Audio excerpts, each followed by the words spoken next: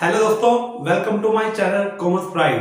हमने पिछली वीडियो में जो पढ़ा था वो रिटायरमेंट के बारे में पढ़ा था कि रिटायरमेंट का गुडविल का ट्रीटमेंट क्या किया जाता है, अपेयर्स है बुक्स के अंदर तो क्या ट्रीटमेंट किया जाएगा, जब वो जा रहा है तो क्या ट्रीटमेंट किया जाएगा, इसके बारे में देखा था। आज का जो टॉपिक रहेगा हमारा वो हमारे प्रॉफिट्स का क्या ट्रीटमेंट किया जाएगा, क्या उनकी क्या एडजस्टमेंट की जाएगी, जो एक्युमुलेटेड प्रॉफिट्स होते हैं, जो अनडिस्ट्रीब्यूटेड प्रॉफिट्स होते हैं या लॉस होते हैं, उनका क्या ट्रीटमेंट किया जाएगा।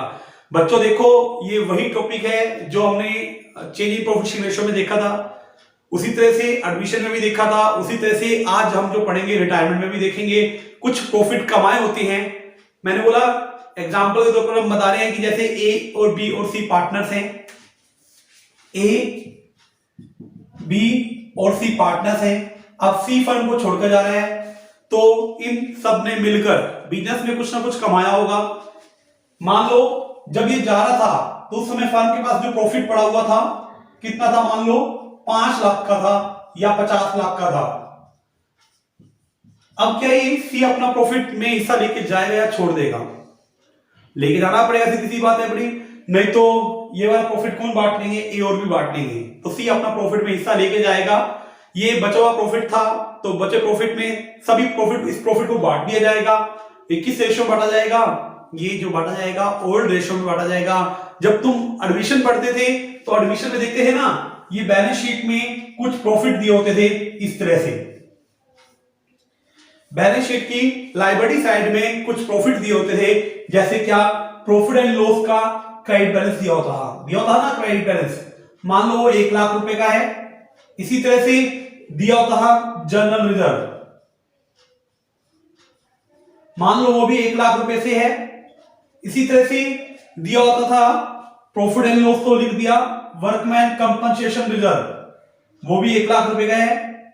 इसी तरह से यहां दिया होता था इन्वेस्टमेंट फ्लक्चुएशन रिजर्व 1 लाख रुपए। इस तरह से हमारी बैलेंस शीट में हमें ये कुछ दिखता था। पहले क्या ट्रीटमेंट करते थे, जब हम एडमिशन करते थे तो इनको बांट लेते थे।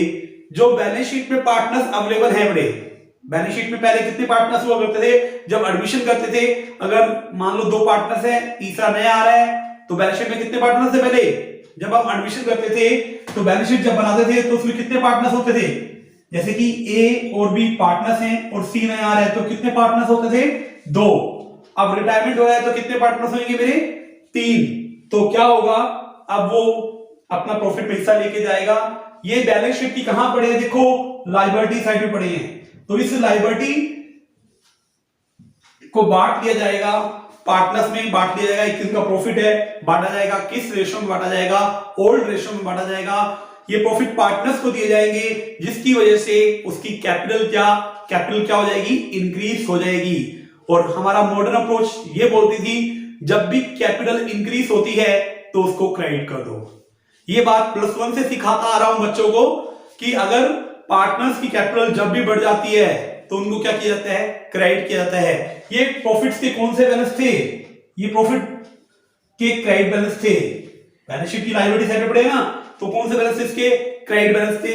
इसको राइट ऑफ कर दिया जाएगा, इट मींस इसको बांट दिया जाएगा। बांटेंगे तो ये प्रॉफिट खत्म हो जाएंगे, तो इसके रिगार्डिंग क्या जर्नल एंट्री पास की जाएगी? ये एंट्री पास कर दी जाएगी, जर्नल रिजर्व अकाउंट को मैं डेबिट करूंगा। इसी तरह से प्रॉफिट एंड लॉस अकाउंट को भी डेबिट करूंगा। इसी तरह से मैं कोई वर्कमैन कंपनसेशन रिजर्व दिया हुआ है उसको भी डेबिट करूंगा। इन्वेस्टमेंट फ्लक्चुएशन रिजर्व को भी डेबिट करूंगा। टू सभी पार्टनर्स में, ऑल पार्टनर्स में बांटा जाएगा ये, टू ऑल पार्टनर्स। ये किस रेशियो में बांटा जाएगा? ये ओल्ड रेशियो में बांटा जाएगा। ओल्ड रेशियो में इसको बांट लिया जाएगा। देखो, अगर वर्कमैन कंपनसेशन रिजर्व के बारे में कुछ ऑब्लिगेशन आ जाता है या इन्वेस्टमेंट फ्लक्चुएशन रिजर्व, पहले तो ये पता होना चाहिए कि वर्कमैन कंपनसेशन रिजर्व हम क्यों बनाते हैं। ये हमने चेंज इन प्रॉफिट रेशियो में भी सीखा था, एडमिशन में भी सीखा था। एक बार दोबारा बता देता हूं कि वर्कमैन कंपनसेशन रिजर्व इसलिए बनाया जाता है अगर किसी एम्प्लॉय को चोट वगैरह लग जाती है तो उसकी रिकवरी यहां से की जा सके। इन्वेस्टमेंट फ्लक्चुएशन रिजर्व या फंड क्यों बनाते हैं? अगर हम जो इन्वेस्टमेंट करते हैं उसकी वैल्यू अप और डाउन होती रहती है। अगर मान लो वैल्यू डाउन हो गई है, जो लॉस हुआ है, तो लॉस वहां से हम रिकवर कर सके। इसलिए जो बनाया जाता है इन्वेस्टमेंट फ्लक्चुएशन फंड या रिजर्व बनाया जाता है। अगर इनके बारे में कोई ऑब्लिगेशन नहीं है, कोई दायित्व नहीं है, तो क्या किया जाएगा, ये सारा का सारा बांट लिया जाएगा पार्टनर्स में। किस रेशो में, ये उनकी ओल्ड रेशो में बांट लिया जाएगा। तो देन एंट्री क्या पास की जाएगी, एंट्री यही पास की जाएगी कि workman compensation reserve debit, investment fluctuation reserve debit to old partners in old ratio. इसी तरह से कई बार बैलेंस शीट की एसेट साइड में कुछ लॉस दिए होते हैं जिनको बोला जाता है अनडिस्ट्रीब्यूटेड लॉस। अगर वो बंदा प्रॉफिट में हिस्सा ले रहा है तो लॉस में भी उसको हिस्सा देना पड़ेगा। जब जा रहा है तो उस लॉस को भी क्या कर दिया जाएगा, बांट दिया जाएगा। इट मींस बैलेंस शीट की एसेट साइड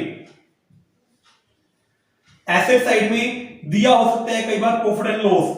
ये कौन सा बैलेंस है, एसेट के डेबिट बैलेंस होते हैं, तो यहां मैं ब्रैकेट में डालता हूं कि ये डेबिट बैलेंस है। इसी तरह से एडवर्टाइजमेंट सस्पेंस दिया जा सकता है अपना, ये दोनों के दोनों लॉस है। इस लॉस को पार्टनर्स में बांटा जाएगा, तो पार्टनर्स की कैपिटल जो है यहां से डाउन हो जाएगी, इट मींस कम हो जाएगी। और जब भी पार्टनर्स की कैपिटल कम होती है तो उसको हम क्या करते हैं, डेबिट। मतलब एंट्री क्या पास की जाएगी, ऑल पार्टनर्स कैपिटल अकाउंट को डेबिट किया जाएगा, टू कर दिया जाएगा प्रॉफिट एंड लॉस, टू कर दिया जाएगा एडवर्टाइजमेंट सस्पेंस। देखो ये प्रॉफिट एंड लॉस और एडवर्टाइजमेंट को क्रेडिट क्यों किया, क्योंकि ये बैलेंस शीट की एसेट साइड में पड़े हुए हैं। अगर बैलेंस शीट की एसेट साइड में पड़े हुए हैं तो हमें पता है कि एसेट के कौन से बैलेंस होते हैं, एसेट के डेबिट बैलेंस होते हैं। अब मैं इनको क्लोज कर रहा हूं, अगर क्लोज करूंगा तो क्या करना पड़ेगा अपने को, इनको क्रेडिट करना पड़ेगा। और पार्टनर्स की कैपिटल क्या हो रही है, यहाँ पे कम हो रही है, तो all partners debit to profit and loss और एडवर्टाइजमेंट किया जा सकता है। देखो एक छोटा सा टॉपिक था, इस टॉपिक के ऊपर adjustment of accumulated profit and loss reserve का मैंने जो है ट्रीटमेंट बता दिया कि क्या ट्रीटमेंट रहने वाला है। कोई भी हम एग्जांपल ले सकते हैं। अगर ये एग्जांपल तो इसके अंदर रहेगा, मतलब एग्जांपल तो क्या, मैंने कोई डाटा तो डाला नहीं है यहाँ पे। इट मींस ये टॉपिक छोटा सा था, इस टॉपिक के साथ तुम कर सकते हो, रिवैल्यूएशन के बारे में कर सकते हो, बट वो हम जो पढ़ेंगे वो नेक्स्ट वीडियो में पढ़ेंगे। इस वीडियो में इतना ही। वीडियो अच्छी लगे तो वीडियो को लाइक, शेयर, कमेंट और मेरे चैनल को सब्सक्राइब करना मत भूलना। थैंक यू बच्चों।